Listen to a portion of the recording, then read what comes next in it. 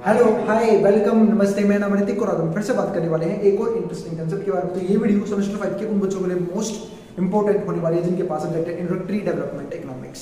तो चलिए शुरू करते हैं आज की वीडियो। और इस कंप्लीट सीरीज के नोट्स ऑलरेडी बन चुके हैं। जो बच्चों को नोट्स परचेज करने हैं वही समय पे जाए 9667836336 पे व्हाट्सएप करके नोट्स ले सकते हैं। अब आते हैं कंसेप्ट के ऊपर। तो कंसेप्ट था हमारा lesson number 2, classic theories of economic growth and development.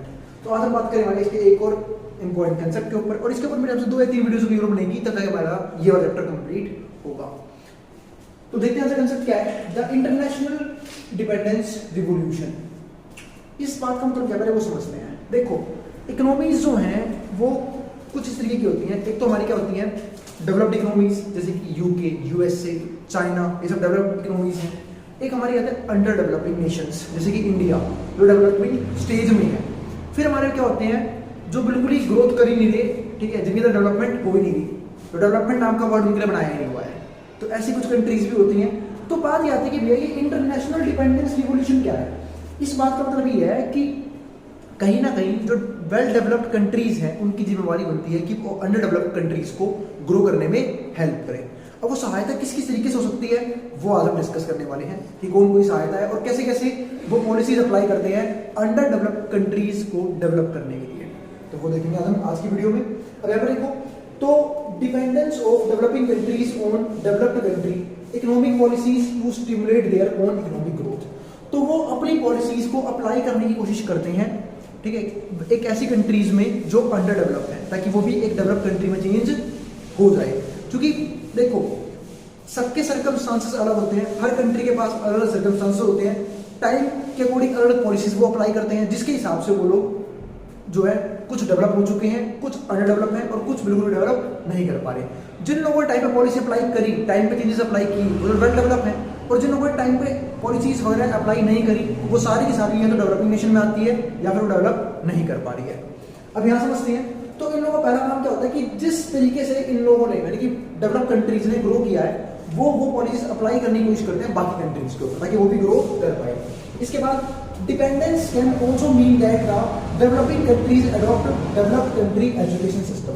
इसके बाद एक चीज और आती है सबसे बड़ी, कि मैंने आपको समझाया था प्रीवियस वीडियो में से कौन कौन से फैक्टर होते हैं जिसकी वजह से एक कंट्री जो है वो वेल डेवलप है, और कुछ ऐसे सर्कमस्टांसेस भी होते हैं, कुछ ऐसी कंडीशंस भी होती हैं जहां पे दूसरी कंट्री जो है वो अंडर डेवलप है। तो पहला सिस्टम क्या आता है, एजुकेशन सिस्टम। अब इंडिया में क्या था, जैसे मैं एग्जांपल दिया था पिछली वीडियो में भी, कि इंडिया में क्या था कि अगर आज से आप 2 जनरेशन ऊपर चले जाओ, 1 या 2 जनरेशन ऊपर चले जाओ, लोग 10वीं पास कर लेते थे ना, 12वीं पास कर लेते थे, लोग सोचते अपने क्या तीर मारा है। आज के टाइम में ग्रेजुएट्स की वैल्यू भी बिल्कुल क्या है, कुछ भी नहीं है, ठीक है। तो कहना क्या चाहता हूं मैं कि जो जितनी भी वेल डेवलप्ड कंट्रीज हैं उन लोगों ने फॉलो किया था हायर एजुकेशन सिस्टम। वहां के लोग हायर एजुकेशन गेन करते थे, हायर स्किल गेन करते थे, ताकि वो अपनी कंट्री की ग्रोथ में हेल्प कर पाए। अब हमारे इंडिया में भाई लोग अब अगर सबके सब मजदूरी करके डेवलप करने की कोशिश करेंगे तो डेवलप इंडिया कभी भी नहीं हो पाएगा। तो सबसे ज्यादा जरूरी क्या था, एजुकेशन सिस्टम। तो जो सबसे पहला काम करते हैं ना कौन, जो वेल डेवलप्ड कंट्रीज हैं, वो अपना एजुकेशन सिस्टम बाई कंट्रीज पर लगाने की कोशिश करते हैं। तो आपको क्या लगता है आज भी जो हम इंडिया में एजुकेशन सिस्टम चला रहे हैं वो किसके द्वारा दिया हुआ है, ब्रिटिश एजुकेशन सिस्टम है वो, जो हम आज भी फॉलो करते हैं। दूसरा हमारे पास क्या आता है, टेक्नोलॉजी। जो भी हमारी डेवलप्ड इकोनॉमीज हैं वो कुछ एडवांस टेक्नोलॉजी यूज करते हैं जिनके जरिए वो एक अच्छा लेवल आउटपुट का जनरेट करते हैं, अच्छा प्रॉफिट बनाते हैं। तो वो हम एडवांस टेक्नोलॉजी अपनी कंट्री में लाने की भी कोशिश करते हैं, और वही डेवलप्ड इकोनॉमी जो है वो हमारे पास एडवांस टेक्नोलॉजी लेके आती है ताकि हम भी डेवलप कर पाए। तो पहला काम क्या है, एजुकेशन सिस्टम। फिर क्या आया, टेक्नोलॉजी। फिर आता है इकोनॉमिक एंड पॉलिटिकल सिस्टम्स, यानी कि जो इकोनॉमिक पॉलिसीज या फिर जो सिस्टम पॉलिटिकल सिस्टम्स वो लोग फॉलो करते हैं वही पॉलिटिकल सिस्टम हम भी फॉलो करने की कोशिश करते हैं। यानी कि एक डेवलपिंग नेशन भी वही पॉलिसीज, वही पॉलिटिकल सिस्टम, वही इकोनॉमिक सिस्टम फॉलो करने की कोशिश करता है जो एक वेल डेवलप्ड इकोनॉमिक सिस्टम ने किया था, ताकि वो भी उसी की तरह बन पाए।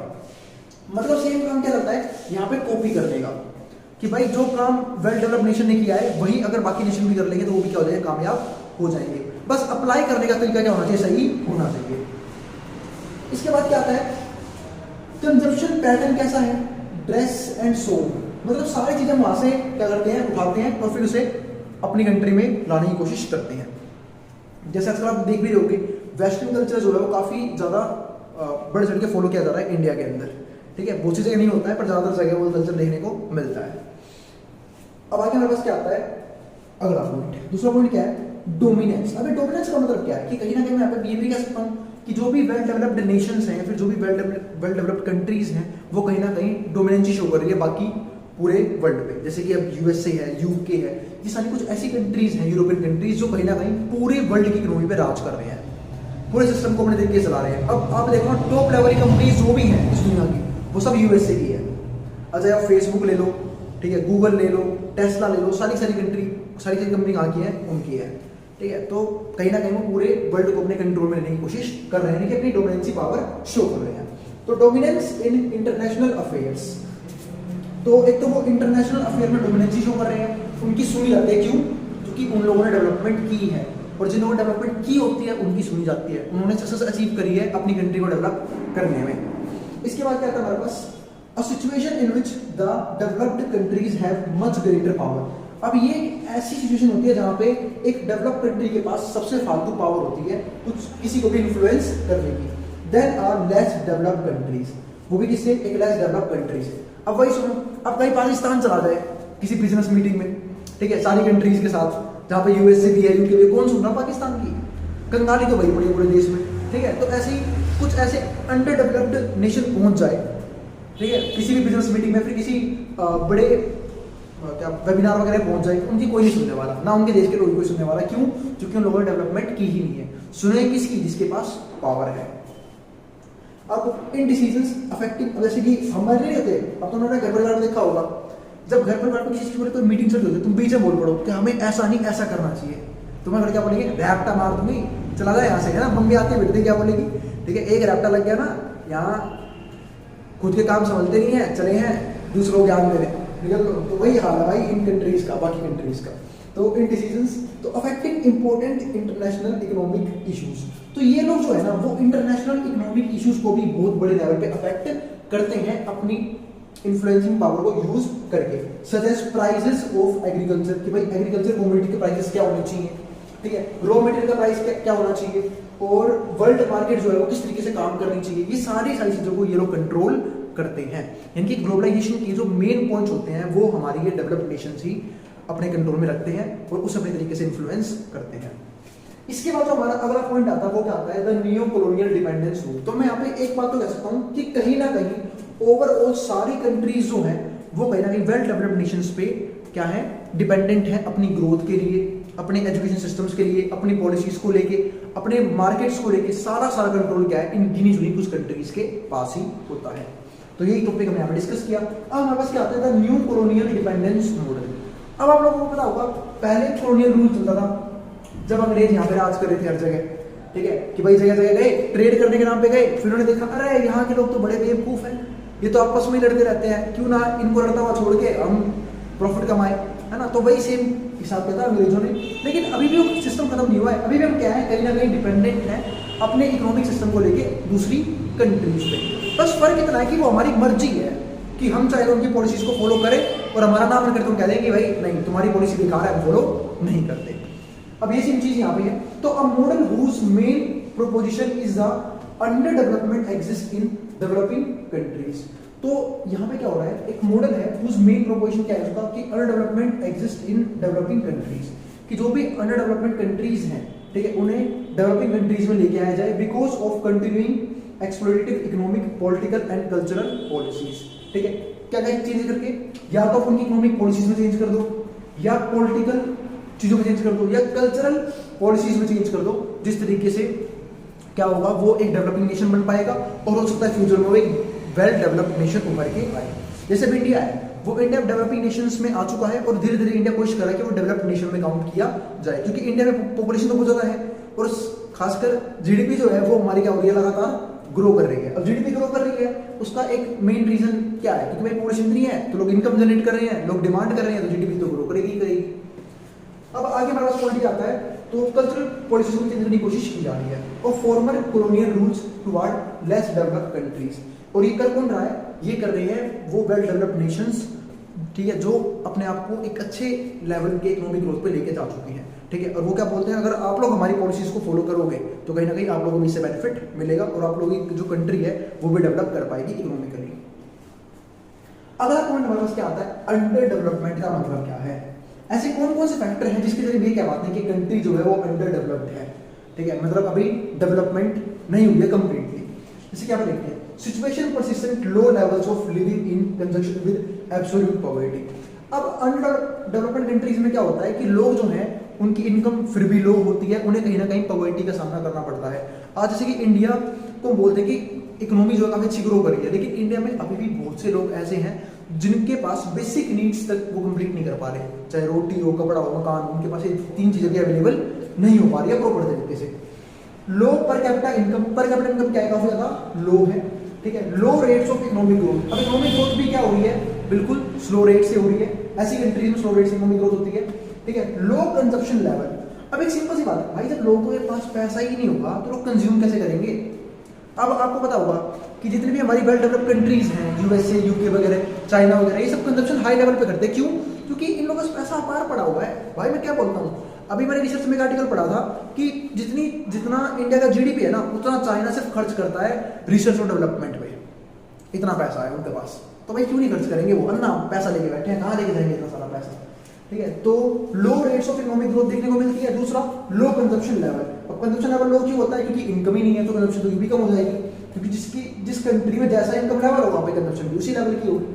फिर आता है पुअर हेल्थ सर्विसेज। अब इंडिया में देख लो हेल्थ सर्विसेज क्या हाल है, ठीक है। पुअर हेल्थ सर्विसेज यानी कि लोगों को प्रॉपर जैसे कौन कौन से बेसिक नीड होती हैं। सबसे पहले क्या आता है, रोटी कपड़ा मकान, तो ये तो हमारे बेसिक नीड्स। फिर क्या आता है कि हेल्थ प्रॉपर मेंटेन करने के लिए, ठीक है, हॉस्पिटल वगैरह हो।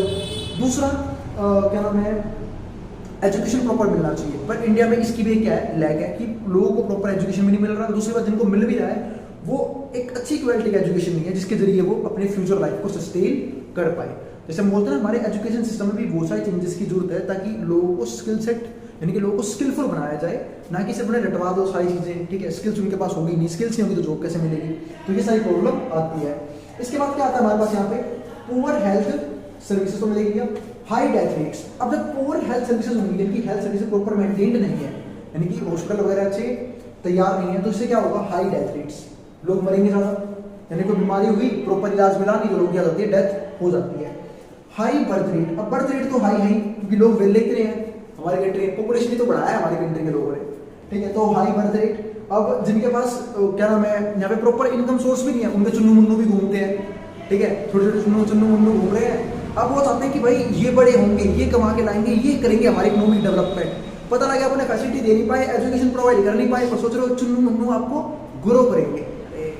वहम निकाल दो दिमाग से, ठीक है। तो हाई बर्थ रेट काफी ज्यादा बढ़ रहा है, ठीक है। डिपेंडेंस ऑन फॉरेन इकोनॉमीज, तो कहीं ना कहीं क्या है, ऐसी कंट्रीज डिपेंडेंट होती हैं फॉरेन इकोनॉमीज के ऊपर, यानी कि जो बाकी कंट्रीज हैं जो वेल डेवलप हैं, हम कहीं ना कहीं उनके ऊपर डिपेंडेंट होते हैं अपने हर एक चीज के लिए, अपनी पॉलिसीज को लेके, अपने खर्चों को लेके, ठीक है। तो बहुत सी चीजों को लेकर क्या होते हैं, ट्रेड को लेकर डिपेंडेंट होते हैं बाकी कंट्रीज पे। And limited freedom to choose among activities that satisfy human needs, और यहाँ तक हमारे पास प्रॉपर फ्रीडम भी नहीं है कि हम चूज कर पाए वो एक्टिविटी जो हमें प्रॉपर सेटिस्फेक्शन दे। मजबूरी में लोगों को सारे काम करने पड़ते हैं, चाहे उनकी उनमें इनकम जो लेवल है वो क्या है, काफी लो रहे, उससे फर्क नहीं पड़ता, लेकिन उन्हें फिर भी वो काम करने पड़ते हैं क्योंकि उनके ऊपर क्या होती है, बहुत सारी फाइनेंशियल लायबिलिटीज होती है। तो ये हमारे कुछ फैक्टर्स थे जिसकी वजह से मैं बोल सकता हूँ कि एक जो कंट्री है वो अंडर डेवलपमेंट है, और ये सारे के सारे फीचर फिलहाल के लिए इंडिया में देखने को मिलते हैं। मतलब हमारी कंट्री में तक डेवलपमेंट की स्टेज पे पहुंची नहीं है, अंडर डेवलपमेंट के अंदर ही आती है, क्योंकि आपको सारे फीचर में से एक भी फीचर ऐसा नहीं होगा जो आपको ना लगता हो कि जो हमारी कंट्री में बेहतर है। सारे फीचर हमारी कंट्री में देखने को मिलते हैं। फिर क्या आता है हमारे पास यहाँ पे अभी सेंटर। अब ये सेंटर क्या है वो देखते हैं।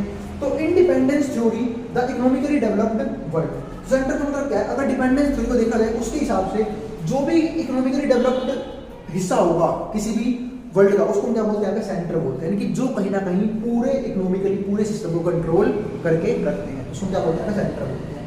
फिर क्या आता है पेरिफेरी। तो ये पेरिफेरी क्या है, independence theory the developing countries, जो भी कंट्रीज डेवलपिंग स्टेज में है उसको क्या बोलते हैं, पेरिफेरी, यानी कि जो धीरे धीरे अपने आप को डेवलप करने की कोशिश कर रहे हैं और डेवलपमेंट की ओर लेके जा रहे हैं। हाँ, तो टाइम लगेगा लेकिन वो डेवलप करेंगे।